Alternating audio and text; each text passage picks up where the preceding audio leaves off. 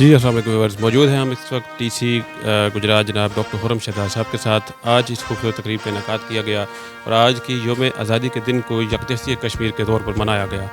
इस बारे में वर्ल्ड रेजोल्यूशन जो है वो भी मौजूद है और कश्मीरियों को हक़ खुद इरादियत देने के बारे में हमारी मुसल्लह अफवाज, हुकूमत पाकिस्तान, आम आवाम और तमाम इदारे जो हैं ये इस वक्त एक पेज के ऊपर हैं कि हम इंशाअल्लाह कश्मीर की आज़ादी तक उनकी सियासी, समाजी और अखलाकी हिमायत जारी रखेंगे। इस बारे में जानते हैं टीसी गुजरात डॉक्टर खुर्रम शहजाद साहब इस बारे में क्या कहते हैं।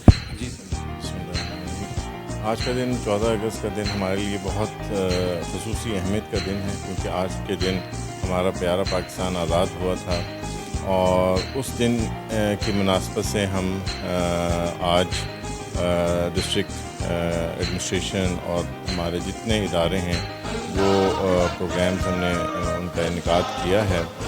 आज के दिन के साथ जहाँ हमारे लिए खुशी का बायस है, वहाँ पर हम अपने कश्मीरी भाइयों के साथ इज़हार यकजहती का दिन भी मना रहे हैं और इस बात का इरादा करते हैं कि आज से 70 साल पहले जब पाकिस्तान आज़ाद हुआ था, तो इंशाअल्लाह इसी तरह हम कश्मीर को भी भारत के तसल्लुत से आज़ाद करवाएंगे और कश्मीर इंशाअल्लाह पाकिस्तान का हिस्सा बनेगा।